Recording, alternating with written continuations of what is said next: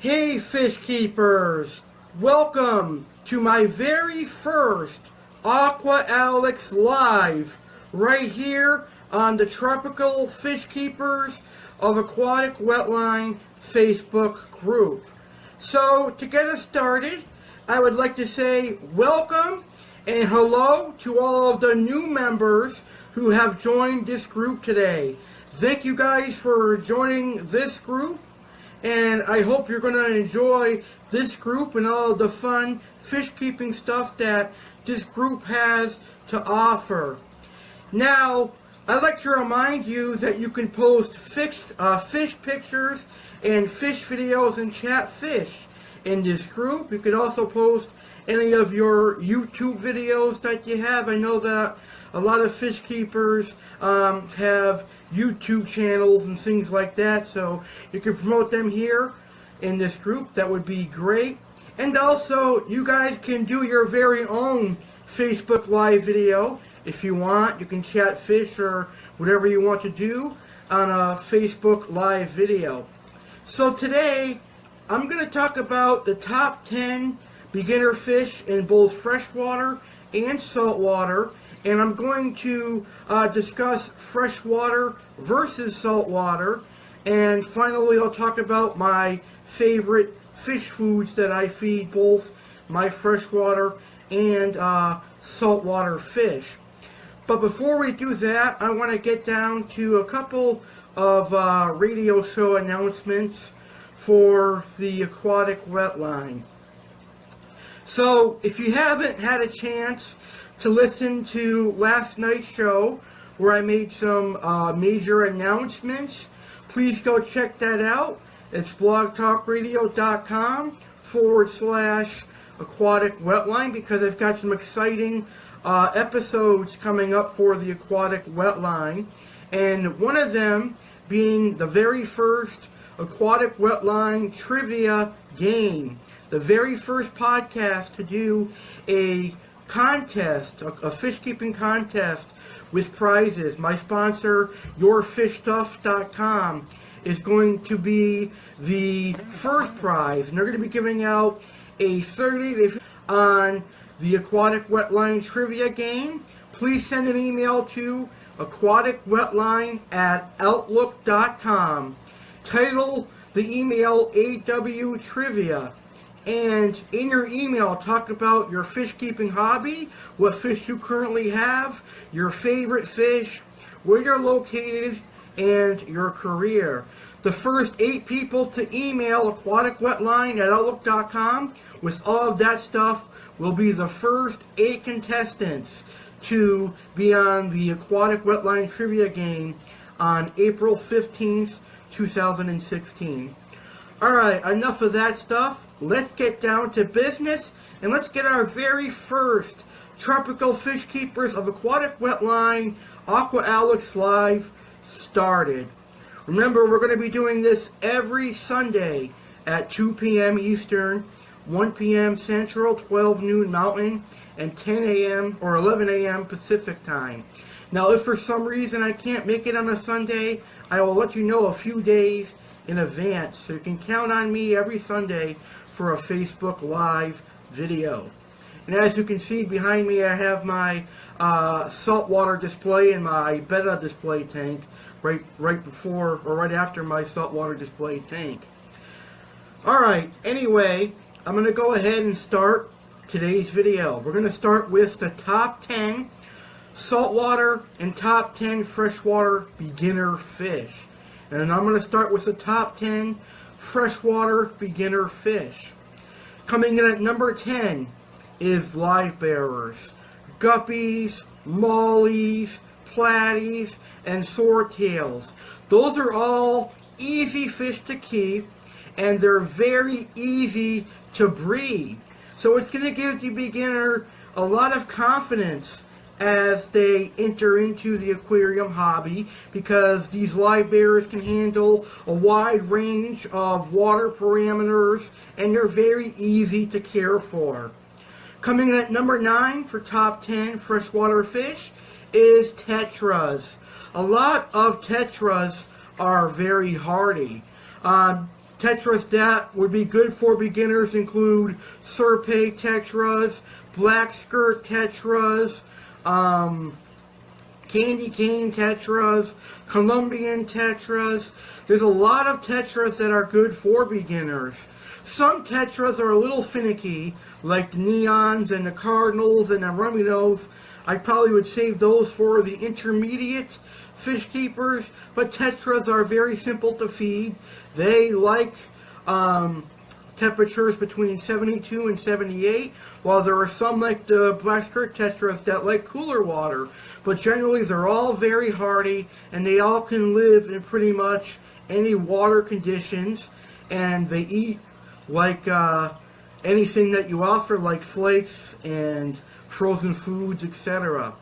Coming in at number 8 for top 10 freshwater beginner fish is barbs. Now, most barbs are suited for beginners. Tiger barbs, rosy barbs, cherry barbs, and all those kinds of barbs. There is one type of barb that I don't think a beginner should have, unless they have like a 75-gallon or larger aquarium, and that is the tinfoil barb. Tinfoil barbs get huge. They get to be about maybe 18 or 20 inches, so you got a fish that gets about this size to that size, and that cannot fit in a 55-gallon or even a 29-gallon. So it's going to need a big tank, and not too many beginners start off with a 75 or larger, so I'd say keep the tinfoil barbs for the people who have large tanks. But tiger barbs and rosy barbs, etc., work fine for beginners.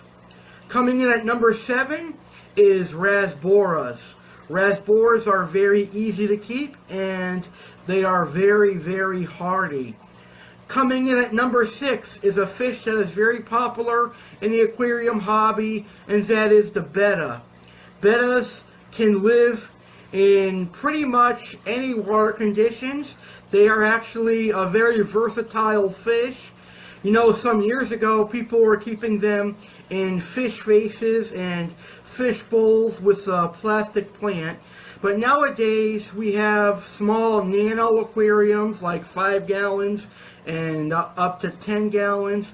So you could very well keep these fish in a small aquarium with a small filter and a couple of decorations.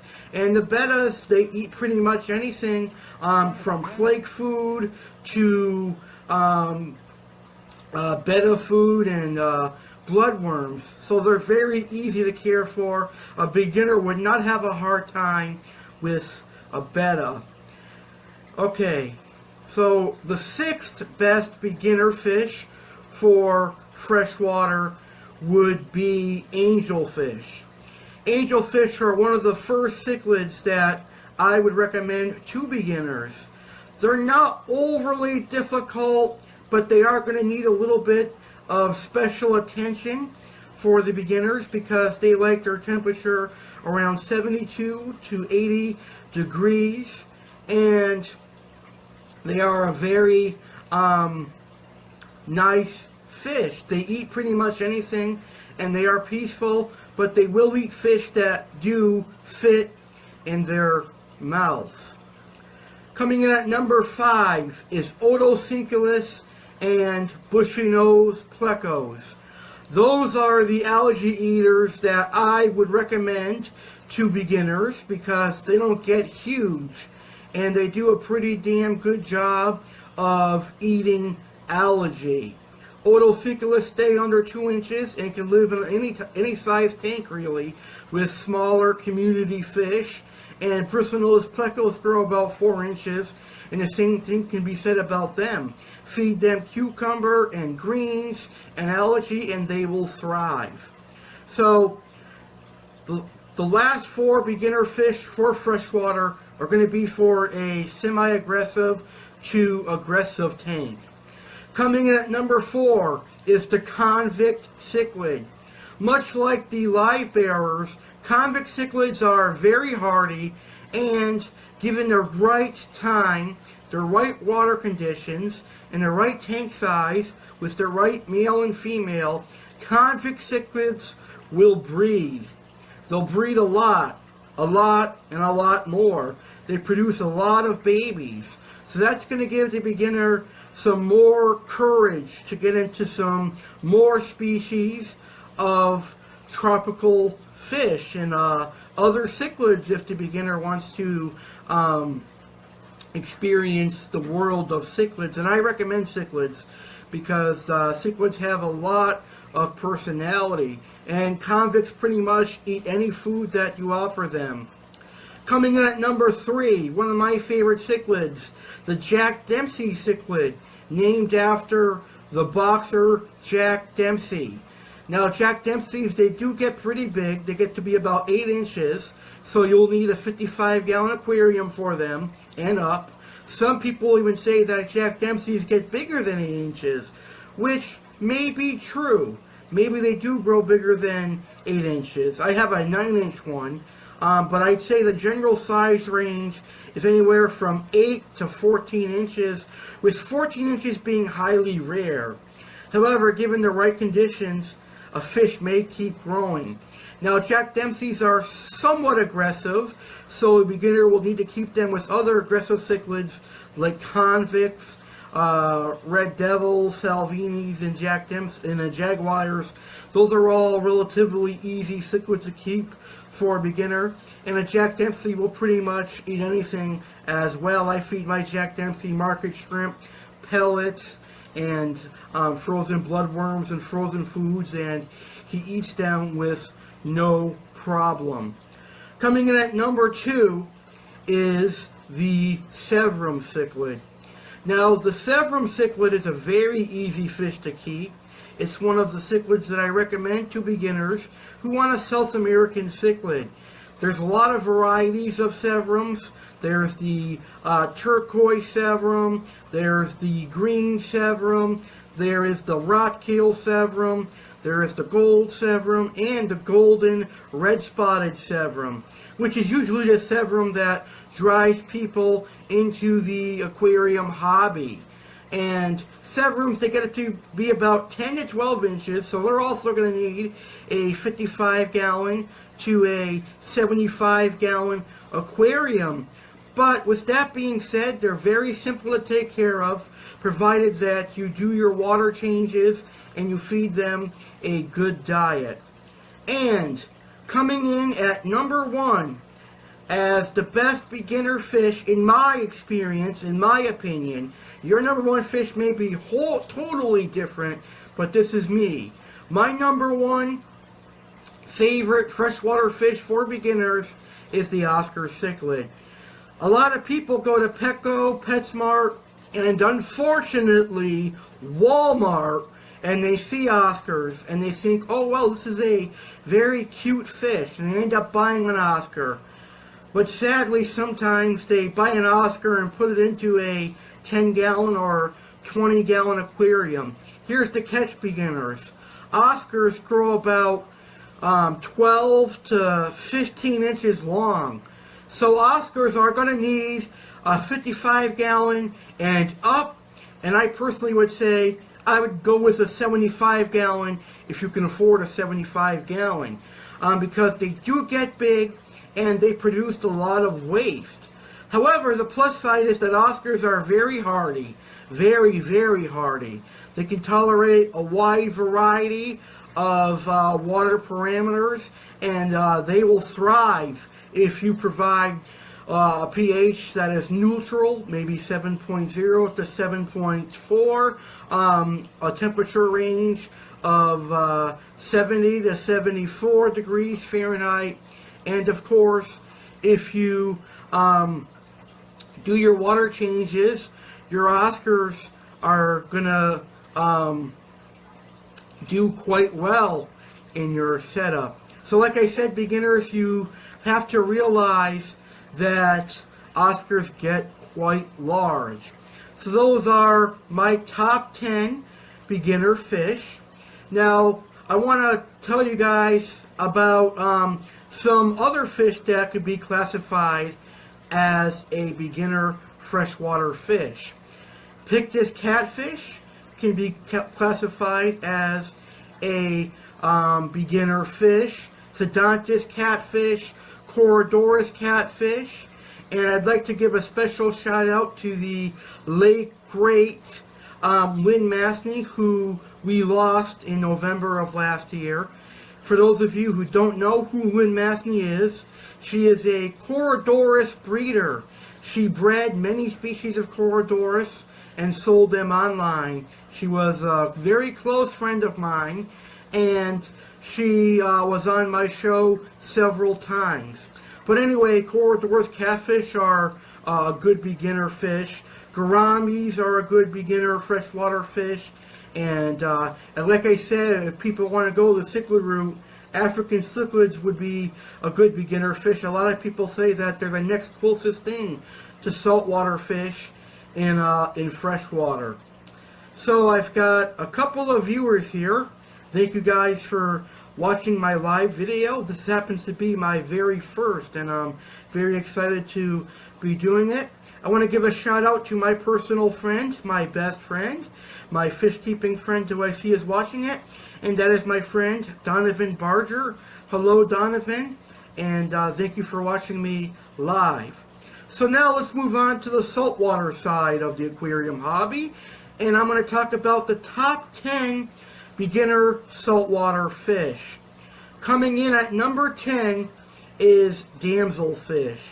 Now, a lot of people like to buy damselfish because they are relatively cheap. I mean, you could probably get damsels for starting at $3 and ending at about $10.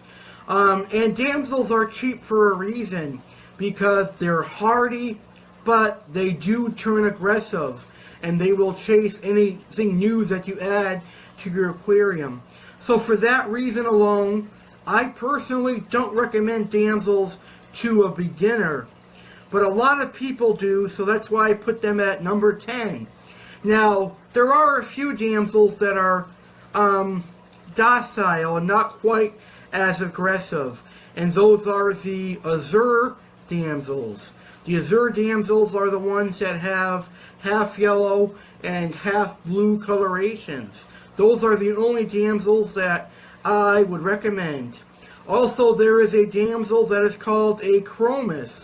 Those are very good for beginners as well, and I would recommend going with a blue-green chromis, especially as a beginner. That has a lot of colorations. Coming in at number 9 for the top 10 beginner saltwater fish would be the Royal Grama. Now, the Royal Grama is a type of saltwater basslet. It's a fish that comes from the Caribbean, and it's one of the fish that is featured on Finding Nemo. The Royal Grama is very, very easy to care for, provided that you have caves in your saltwater aquarium for it to hide.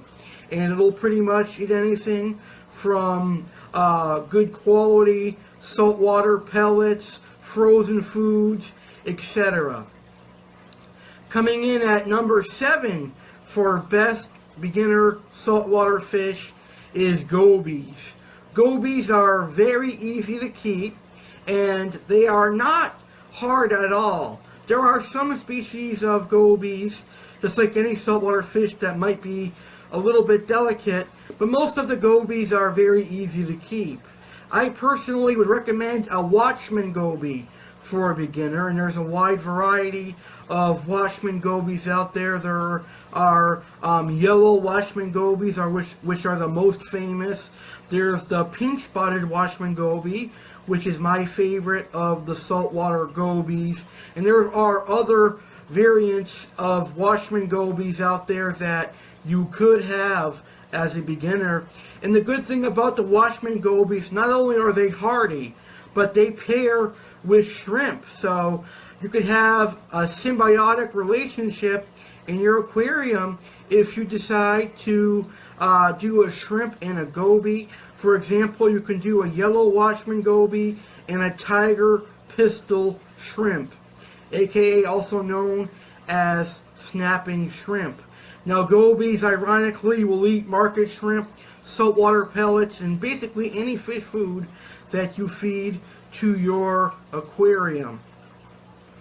So, coming in at number 6 for best beginner fish for saltwater fish keepers are cardinal fish, whether it be Banggai cardinal fish or pajama cardinal fish. They are relatively easy to keep, and nowadays there are captive bred Banggai cardinals and there are captive bred pajama cardinals. These fish are a schooling fish, so you will want quite a few of them in your tank. They get to not a big size, maybe 3 or 4 inches max, and they're easy to keep. They eat pretty much anything that you offer in your home aquarium. Coming in at number 5 for best beginner fish is the firefish, or any variant of the dartfish family. Now, the dartfish are very nice. They have a lot of coloration. If you like purple, you can get a purple firefish, or if you like red and orange, you can get a regular firefish. Firefish, they love brine shrimp and saltwater pellets. I haven't had the opportunity to have a firefish yet, but I do plan on getting one when I get a much larger aquarium. Coming in at number 4 is a tang that is perfect for beginners, in my humble opinion. And I actually have one of them right behind me. You'll probably see him swim by. And that is a sailfin tang. It's one of my personal favorite genius of tangs. It's so much. It actually has some brown bars on it, and it has a yellow tail, and it has sail fins. This tang rarely gets sick. I've had my tang since November of last year, and he has not had one illness until, well, actually he hasn't had any illnesses. I don't remember him being sick at all, so knock on wood, he won't get sick anytime soon. But sailfin tangs, very hardy, as long as you provide them nori and other algae and other quality saltwater foods like brine shrimp, you will be fine. They do get to be about 18 to 20 inches, so you can start them out in a 55-gallon aquarium, but then as they mature, which is slowly, so that's in your side, you're going to want to put them in a 120-gallon aquarium or much larger. Coming in at number 3 for best beginner fish for the saltwater hobby is the fox-face rabbitfish. I was about to say rabbit, I'm not sure why that came to mind. But anyway, the fox-face rabbitfish, they are very hardy. A beginner should have no trouble with the fox-face rabbit. They love algae and veggies, but they also accept brine shrimp, saltwater pellets, and all of the other stuff that you feed your saltwater fish. They get to be about 8 to 12 inches, so they're going to need at minimum a 55-gallon aquarium or larger. And there are a variety of species of fox faces.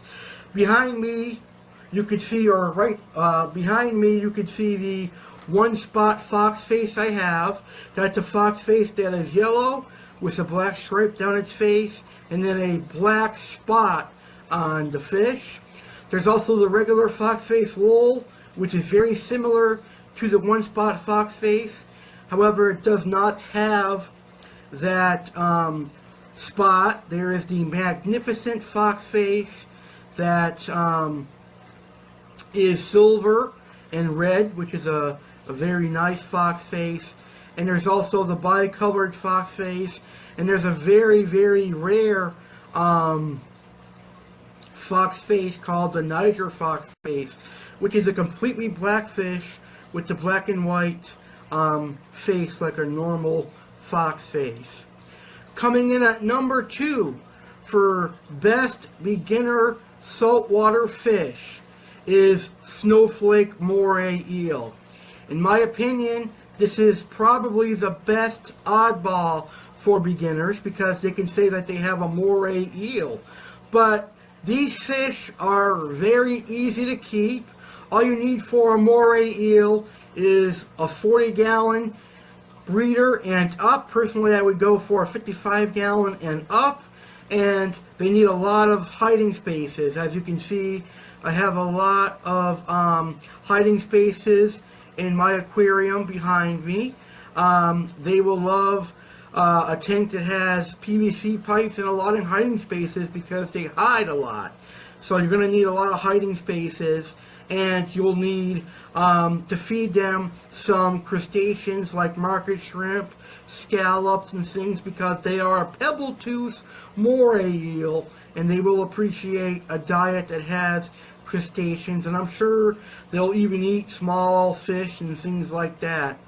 And everyone's favorite saltwater fish, the #1 best beginner saltwater fish, is clownfish.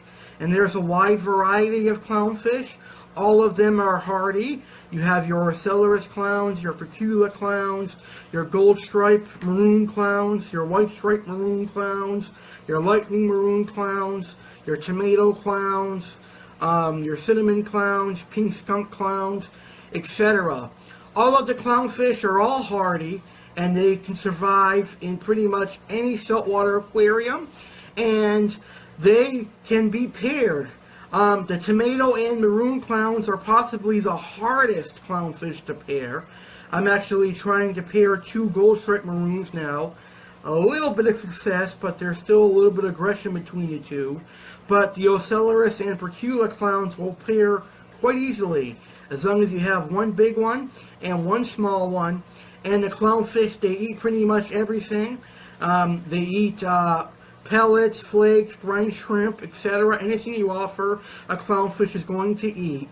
And they can be kept with smaller community fish, or as the maroons and tomatoes, they get to be a pretty good sized clownfish, so you can keep them with triggers, puffers, eels, and saltwater predatory oddball fish. Now, you can keep them in a reef tank. That's the added bonus of a reef tank, is you can add clownfish to them. You can keep them with their host anemones like they would in the wild, but an anemone is not required in a home aquarium. So there you have it. Those are the top 10 beginner saltwater fish. Now, remember, beginners, you're going to want salinity for your saltwater aquarium to be anywhere from 1.021 to 1.027, and you're going to need a hydrometer. And the salt mix that I recommend is Instant Ocean salt mix. They have the best salt mix in my humble opinion.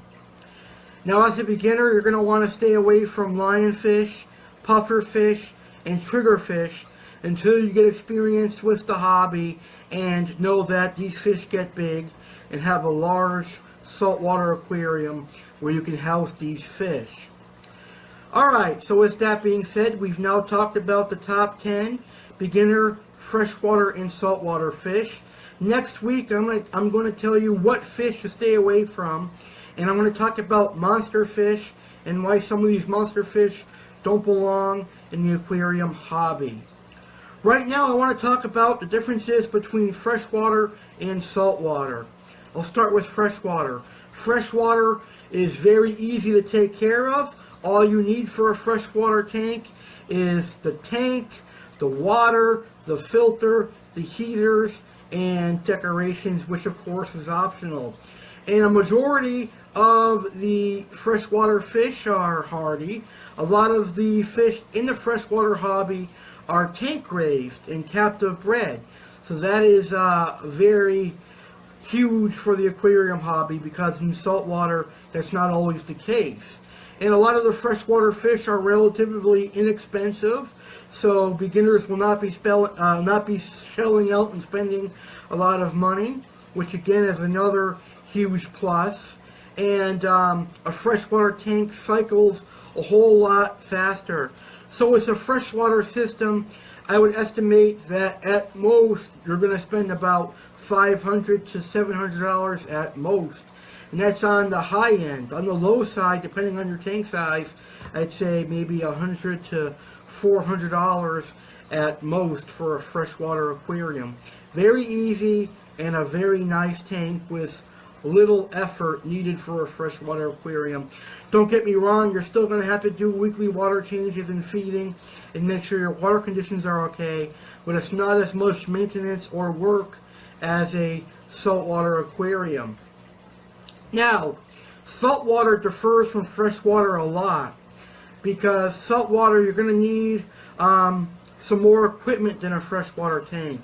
For larger aquariums, you're going to need a protein skimmer, and if you want to work around not having a protein skimmer, you're going to need triple or more filtration rates. So you're going to need a lot of filters on your aquarium. You're going to need some hang-on-the-back filters, canister filters, or you can do a sump. But I recommend a protein skimmer, and there's some other equipment that you need, like a UV sterilizer. So that alone is going to cost you a couple $100. So that's very expensive. Then you're going to need live sand. Then you're going to need live rock or base rock, which generally sells for about $4 a pound. So that's a lot of money. Then you're also going to need good quality lights, sand mixes, salt mixes, hydrometers or refractometers, and then you're going to need chemicals to cycle your aquarium. And then you've got to wait a month or two to begin adding livestock, and then you're going to have to add livestock slowly. So it is a time-consuming, expensive hobby, but at the end of the day, the saltwater hobby is a rewarding hobby, because as you can see beside me, I have a very gorgeous saltwater tank with some very beautiful saltwater fish, and it is very true that saltwater fish have a lot of color, a lot of personality, and are very, very active. So to keep a saltwater tank very nice looking and very well maintained, you're going to need to do about 25 to 30% water change a week, and you're going to need to scrub any algae off of your aquarium, and you're going to need to use RODI water. Some people use it. I don't use RODI water simply because my tap water here in Springfield, Massachusetts is pretty good. However, if you're in a bad area that has bad tap water, you're going to need to use an RODI system. Now, for a fish only with live rock aquarium, pretty similar to a freshwater tank, other than the fact that you're going to add salt with the salt mix to your aquarium water. And of course, you don't add salt straight into your fish tank. What you do is you measure out the salt into a bucket of water, and you mix it up before you add that to your aquarium. And of course, all you would need is live sand. You don't have to have live rock for a freshwater tank, but I think it's not a freshwater tank for a saltwater fish only with live rock tank. So you don't have to have live rock for that, but you could use rock like Carib-Sea Life Rock, which has bacteria baked on it, but it doesn't have the unwanted pests that come with the live rock straight from the ocean.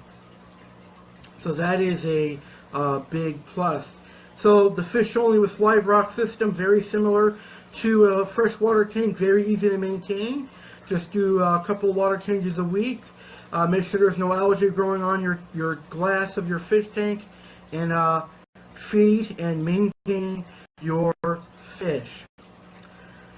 Alright, so now we're going to talk about my favorite fish food as the final topic for this week's fish food, or this week's Facebook Live video. As you can see behind me, I have the fish foods, and I'm going to go ahead and grab them and talk to you one by one and why I like these fish foods. So first, I'm going to start off with the fish food that my friend Donovan Barger gave me for a Christmas present a couple months ago, and that is Northfin USA marine pellets. I like to represent people who support veterans and people in the Army, so I'd like to give a shout out to Jay Wilson because he's doing a fantastic job with his company, Northfin USA. And the reason I like these marine pellets is because fish that you would think would not accept marine pellets eat them. My dog-faced puffer, my manila puffer, and my Niger trigger eat these pellets. And even my gold striped maroon pellets, or my gold striped maroon clownfish, eat these pellets. And I'm quite sure that my snowflake eel will eventually accept these pellets. So up next we have a company that I love very much, and that is yourfishstuff.com marine pellets. And no, I'm not saying I love these pellets because they're sponsoring Aquatic Wetline and my new series, Aquatic Wetline Trivia Game, where they're giving out fish food and other prizes for the first place winner. But I love them because their food is homemade. They have homemade quality fish food. It's made right here in the good old US of A. And it's not sitting in a warehouse waiting for big companies to distribute them across the whole world. Everything is made in the USA and shipped instantly. So my puffers and my triggers also love this fish food, and I'm going to be a repeat customer of Your Fish Stuff because they have high quality service and they have high quality products. All of their fish food is good. I have other fish foods from Your Fish Stuff. I've got soft krill pellets, I've got algae wafers, and some other stuff. I'm going to go ahead and read to you the ingredient list for Your Fish Stuff. And one of the things I like about it for their fish food is there's no corn in it. A lot of fish foods have corn, and I don't like feeding corn to my fish. So for the Marine Supreme food, there is herring meal, wheat, shrimp meal, squid meal, kelp meal, soy protein, fish oil, spirulina algae, chlorella algae, dried yeast, paprika, garlic, and some other stuff. There's no corn in this fish food, so I personally would recommend any saltwater fish keeper and any freshwater fish keeper to use yourfishstuff.com food. So I recommend yourfishstuff.com fish food.